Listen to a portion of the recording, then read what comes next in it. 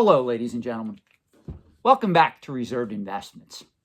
You know, one of my favorite movies growing up in the 1990s, because I was born in 1976, is Fight Club, that starred Brad Pitt. And one of the favorite one-liners, there's many in that particular movie, that Brad Pitt's character, Tyler Durden, said in that particular movie was, "It's only after we've lost everything that we're free to do anything."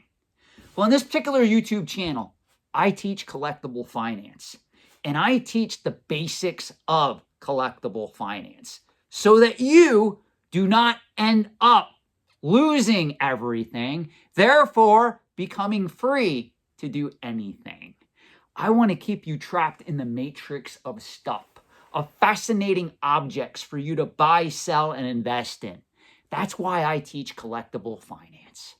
So I'm in my basement office. It is 1:20 a.m. Eastern Standard Time, and I'm here wide awake, ready to show you the secrets of understanding bid increments as they relate to most high-profile online auctions that a lot of you out there love to participate in, whether it's heritage auctions, whether it's Hakes auctions, whether it's Christie's, Sotheby's, Comic Link, Morphy's auction, whatever auction it is. I'm here to teach you the secrets as to how a lot of the auctioneers and a lot of these high-profile auction companies, how they pretty much pull the proverbial strings behind the curtain. Because we all know in the antiques and collectibles trade, there are two types of companies that have a lot of power. There are the auction companies on one end, and there are the third-party grading companies on the other end.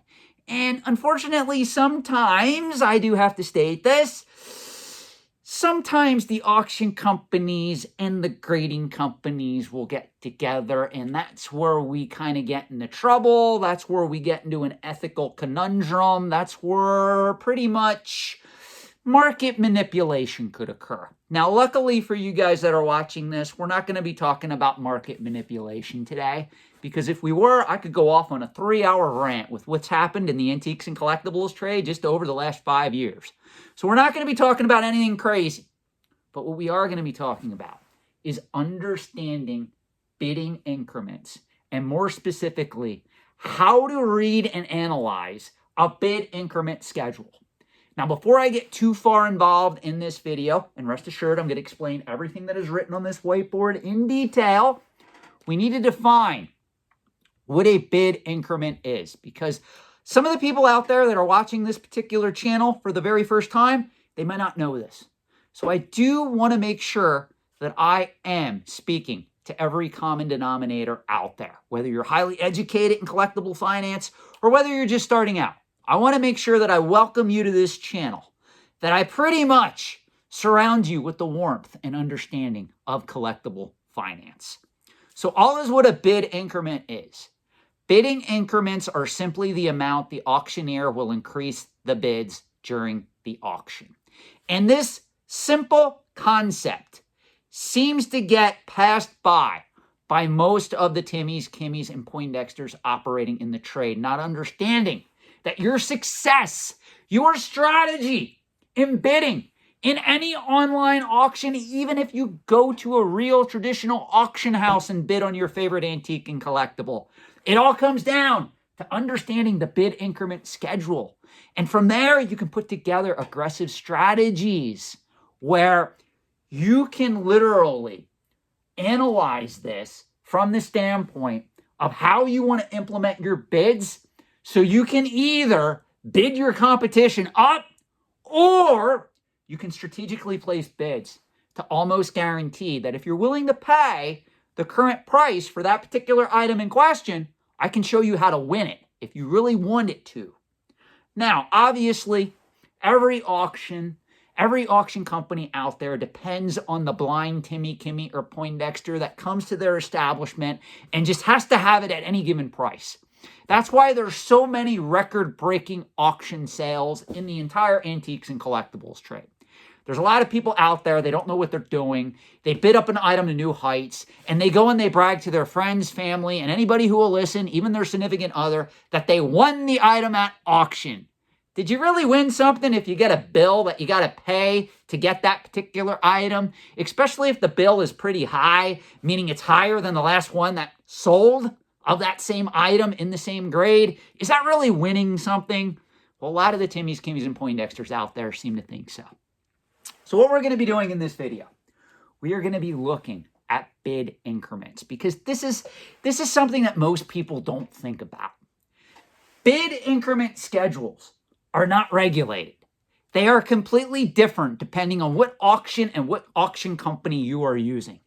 For instance, if you look at eBay, eBay has a set bid increment schedule that is the same for every single auction they pretty much implement.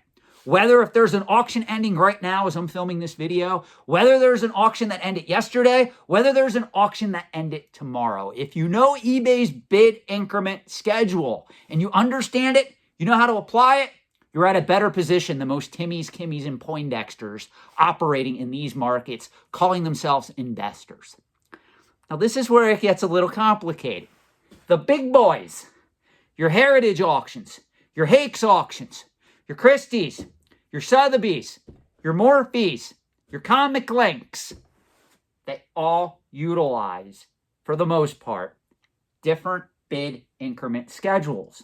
And some of the big boys, if it's like Heritage, that caters to coins, comic books, traditional antiques, mid-market art, all of their auctions potentially can have a different bid increment schedule. This is something that you have to be aware of, because most Timmies, Kimmies, and Poindexters that get ready to bid in a Heritage auction, they simply log online and they just click the box that says agree to the terms and conditions of the auction, and then they're bidding away.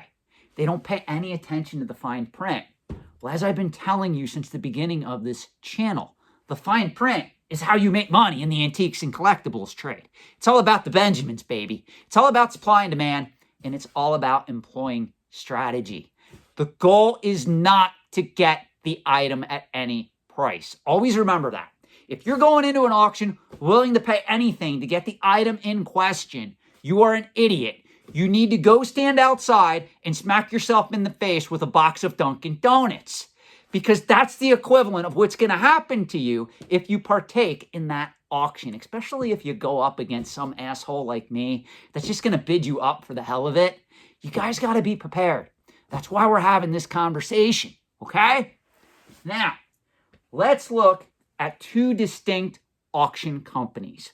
We're going to name Auction Company 1, Auction A, and we're going to name Auction Company 2, Auction B. Quite simple. Now, for the record, these are actual, real bid increment schedules. And at the end of this particular video, I'm going to tell you exactly what auction houses correspond to these two auction bid schedules that we're going to go over today.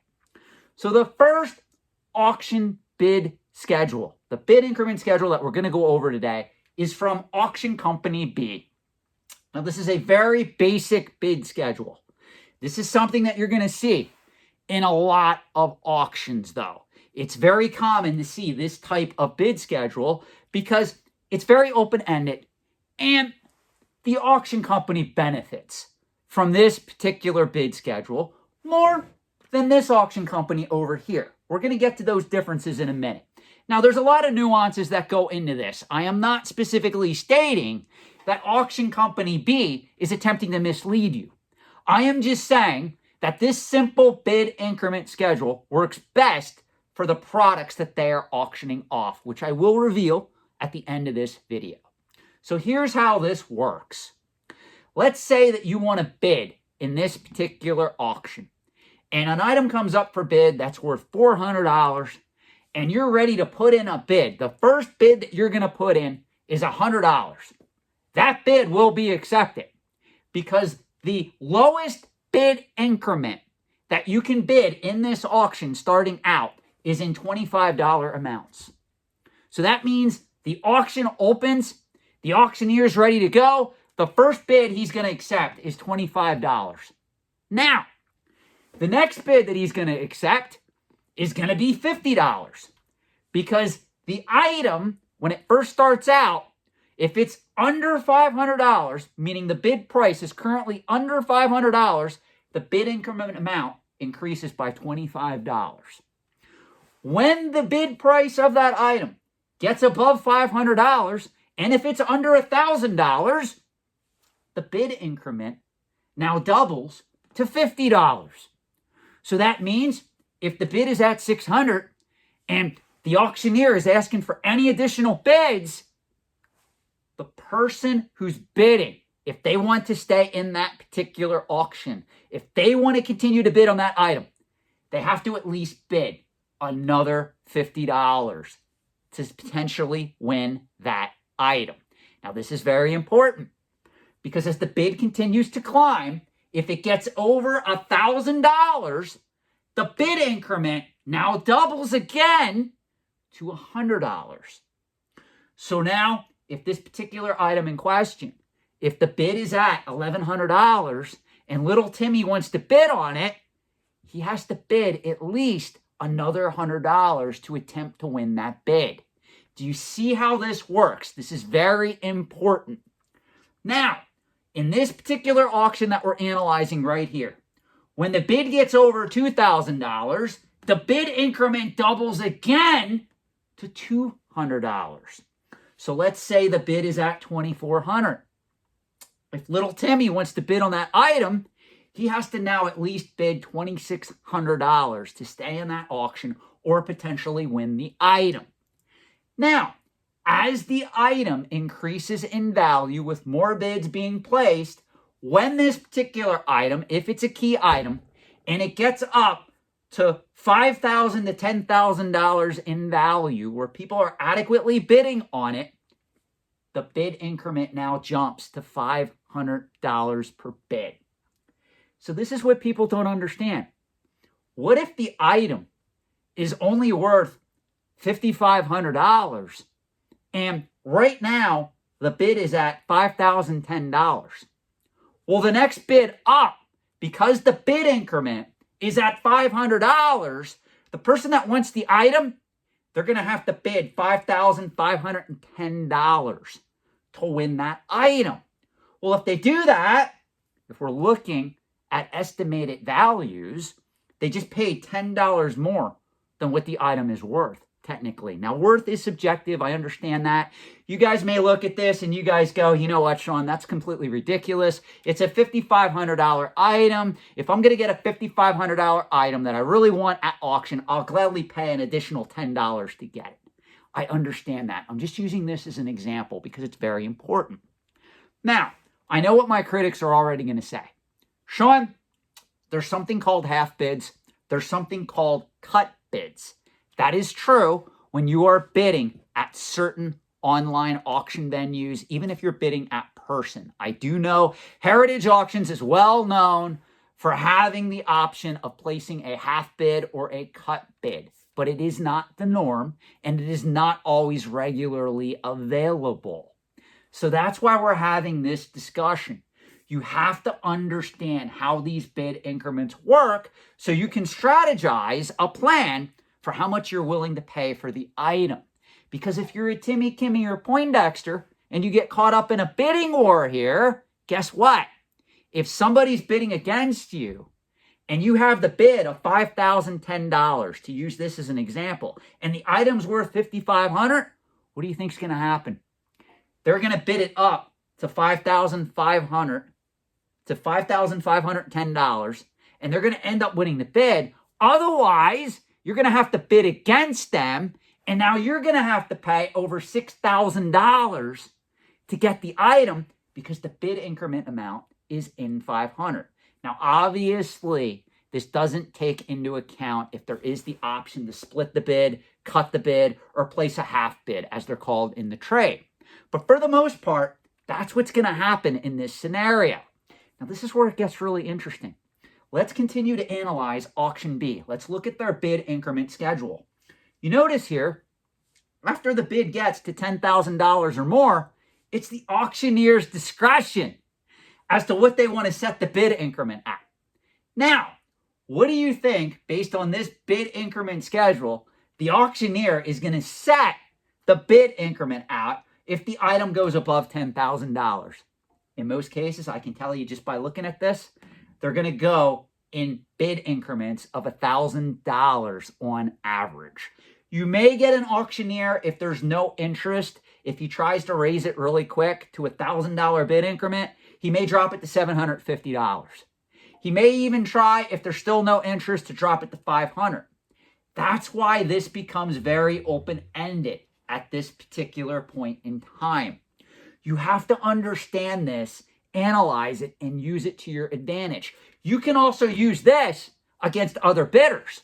If you want to bid something up, just take an item that's worth $10,000 and be sure that you're putting in the $10,000 bid. Then if somebody needs to outbid you, guess what? They're left holding the bag. They're going to have to pay more than what the item's worth. And if this auctioneer, under his discretion, he raises the bid increment to $1,000, that person, they're going to have to pay $11,000 to outbid you to own that $10,000 item. This is why this is so important. Now, this was just a simple example. Let's go a little bit more detailed here, because this also is a prominent auction company in the trade. And this is their bid increment schedule. Items that are valued between $100 and $249.99, there is a bid increment of $5 in this price range, in this bid range. If we go to the next bid range of $250 all the way up to $499.99, there is a $10 bid increment. Going higher, $500 to $999.99, there is a $25 bid increment range. If we're still going higher, for items that we're bidding on in between the amount of $1,000 and $2,499.99, there is a $50 bid increment. Going higher, for items that are valued at $2,500 all the way up through $4,999.99, there is a $100 bid increment if we're bidding at items in this range. Going higher at this auction, if we get into the realm of bidding on an item that is going for between $5,000 all the way up through $9,999.99, there is a $250 bid increment. Now, if you compare this bid schedule over here with this one, you're going to see that the bid schedule at Auction Company B is much more aggressive than the one over here. The one over here really slowly starts to increase. And even over here, when we get to items that are being bidded up to the $10,000 range, all the way up through $24,999.99, the bid increment is only $500. Well, at Auction Company B's bid schedule for this particular auction, their $500 bid increment kicks in at the $5,000 to $10,000 range. This is something that you have to be aware of. You have to understand the bid increment schedule at all times for the auction you are bidding in. It is vital to your success. And I don't see anybody on YouTube, I hardly see anybody in the antiques and collectibles trade talking about this. Do you guys know how much money I have made and how much money I have saved by using this to my advantage over my tenure in the antiques and collectibles trade? And sure, I'm like all of you out there. Make no mistake, I was a Timmy once. I get caught up in the nostalgia, I get caught up in the excitement, and I do something stupid, and I pay a record-breaking amount for something. Sometimes it's a good thing that I paid that record-breaking price, because guess what? Later on, the price ended up going higher. Other times, I got slapped in the face with a stale donut. But when I sit down and I strategize how I want to play, either from an offensive standpoint or a defensive standpoint, when I'm bidding in these auctions, when I know the bid schedule, it helps me greatly as an investor. And that's why I'm giving you this knowledge. So let's go back to this particular bid increment schedule that Auction Company A is utilizing. When we start getting into the $25,000 plus range, all the way up through $49,999.99, the bid increment jumps by $1,000. So this is what people don't understand. if someone bids $25,101 and you want to outbid them in that range, are you aware you now have to bid $26,101 to outbid them because of where their bid is? Because you always have to bid in bid increments, the highest bid increment as you're going along. You can use this for your advantage if you know how to strategize properly. This is why this is key. And this is why I'm doing a complete whiteboard video devoted to this. Please understand this and use it to your advantage. This is just an introductory video. I'm not going to go any further. I've been talking for almost 21 minutes on this. This is just to get your brain thinking in this direction, because what we're going to do next at some point, I'm going to come back and I'm going to revisit this, and I'm going to give you strategies to employ if you really, really want to get something that you're bidding on. I can employ a strategy where I'm 50 to 60% guaranteed to win the bid just by coming in at the right time, understanding this bid increment schedule, and I am almost guaranteed where I'm going to pay the price that I'm willing to pay, the full value for that item. This is why, guys, let's have a candid discussion about this. We all see people go on collecting forums. We all see prices, record-breaking prices being paid for items in the antiques and collectibles trade. Are you aware that's designed by the auctioneer for that to occur by the way that they create their bid schedule? There is no regulation that says they have to create a uniform bid increment schedule. There's no law governing that. This particular auction company over here, this is Morphy's Auctions. This is the bid increment schedule they used for their latest toy auction that took place in February. Over here, this auction company, this is Great Collections. This is their typical bid schedule they use for every auction they have based on coins and currency that ends every Sunday, every week. This is the bid schedule that they employ. So both of these auction companies are high-profile companies in the antiques and collectibles trade. One, in this case, is catering to coins and currency. They're using a consistent bid schedule. The other is a major known antique and collectible auctioneer that just happens to utilize this particular bid schedule for this one auction. That doesn't mean they're not going to use it again. That doesn't mean they're not going to change it for the next auction. But this is something that you got to keep in mind, because it may seem like we're comparing apples to oranges here. One auction company is catering to the toy market right now. This auction company over here is catering to coins and currency. But if you know how to strategize, if you know how to plan in advance, because they're giving you the bid schedule in advance, you just have to take the time to review it, you can make a lot of money in the antiques and collectibles trade, especially when you go up against your competition. Because let me let you in on a little secret before we end this video. Most of the people that you are bidding against on a lot of these auction houses are starry-eyed Timmies, Kimmies, and Poindexters. They're speculators. They don't understand how these markets work. They don't understand collectible finance. Hell, they don't even understand finance in general. If you look how people spend their money in our freaking society, use that to your advantage. Craft strategies. Understand how this works, how it plays out, wherever you enter the bid, how much, if somebody's bidding against you, you're going to pay for that item. You want to be able to come out ahead. You want to make sure that you have the advantage. So if you're bidding against somebody and an item is worth 10 grand, you want to be the person that puts in the $10,000 bid, especially if you're in this auction area here, because now if that person bids against you, guess what? It's going to be the auctioneer's discretion. And most likely that next bid increment is going to be $1,000. So they're going to have to pay $11,000 for that particular item that may only be worth $10,000. Learn from this. Use it. Profit from it. Subscribe to my channel, guys. All this information I give you is free of charge. I sit here and enlighten your mind with an understanding of how collectibles finance truly works. Not the crap that you're tuning into on TikTok, on YouTube, on social media, thinking that just because you love Pokemon and a lot of other people love Pokemon, it's going to be a great investment. That's not how these markets work.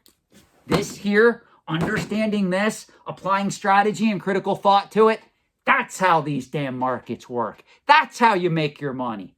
That's how you piss off the Timmies, the Kimmies, and the Poindexters. And you guys know I love pissing off the Timmies, Kimmies, and Poindexters.